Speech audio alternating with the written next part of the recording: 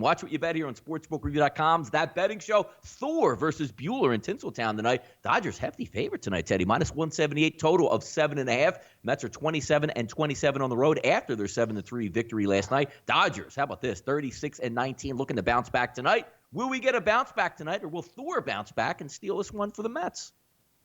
I'll tell you what. I mean, Syndergaard's got a great track record against the Dodgers. A .65 ERA in 3 previous starts against them, but he's looked very vulnerable of late. He's allowed 5 runs or more in 5 of his last 8 starts, including last time out when the Tigers beat him up. 6 runs, 10 hits in 5 1/3.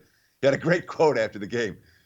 Pitching's really friggin' annoying sometimes. It kind of reminds me of my golf swing a little bit. One day you go out there and you feel like you have it all figured out. You go out there the next day and the results aren't necessarily great. Worth noting, the Dodgers, they had a 6-game losing streak back in the second week of April. They finished that. They were 8-8.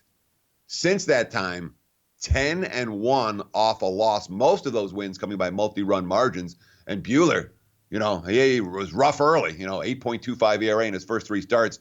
4 May starts. The guy's been dynamite. Only 2 walks in 26 innings with a .73 ERA. So Dodgers have been good off a loss. Bueller's been good in general. Syndergaard, not a hurler we trust. This might be chalk worth laying. Teddy, Bum's going to give it a shot versus the Marlins and break up the Marlins yesterday. Another big offensive output down there in Marlins Park. And I also read, Teddy, their first 3-run home runs of the year. What can we expect from the Marlins as we go? But how about this one? Marlins only plus 105 today. A total of 7 down there in Marlins Park. Giants 21-32 on the season, 11-14 away. Marlins 18-34 in the season, 10-17 at home. It's going to be Bumgarner and Lopez. More offense tonight for those Marlins, Teddy? So it might be. I'll tell you this. It's not easy to get offense necessarily against Mad Bum. And the Giants are winning for Mad Bum. You look at the bad team and which starters they actually show up for. Bumgarner, sure, that guy, 4-1 in his last start, even though the Giants are playing some pretty miserable baseball. And yesterday's game really stood out to me for San Fran. I had my money on the Giants yesterday based on a couple of Bruce Bochy quotes. And the one, but I think I read it on the show yesterday, quote, talking about in that ugly series against Arizona, where he goes, that was our worst series of the year. I can't remember we had 3 consecutive games with the kind of baseball we just played. This upcoming road trip, 9 games in 10 days, I hope it brings the guys together and we get back to playing the ball we need to play.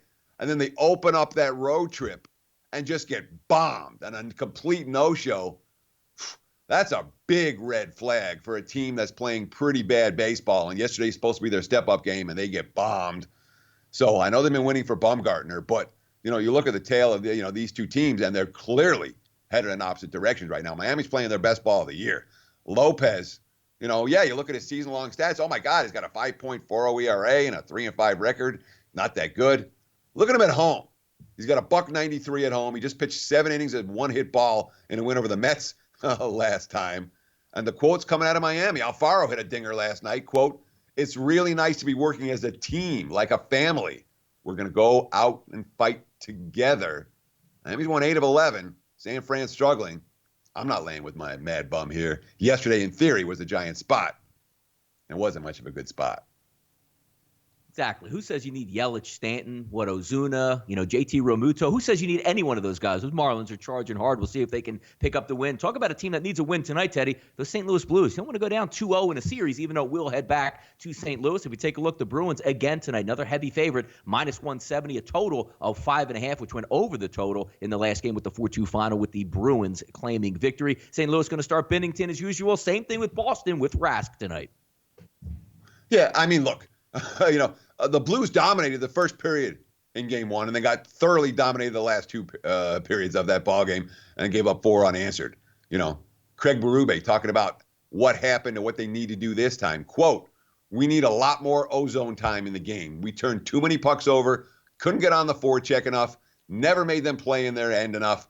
They're a good forecheck team. They pressure. They've got good speed. They're a well-structured hockey team. Our puck support wasn't very good in the second and third period, and puck play in general. Just too many turnovers." So is that a fixable problem? Well, it's not fixable if they have penalties like they did. They sent the Bruins to 5 power play chances. The Bruins 4-0 this postseason when they get at least 5, 6-1 when they get at least 4 power play chances. And of course, Game 1 has controlled these series. The winner of Game 1 wins what?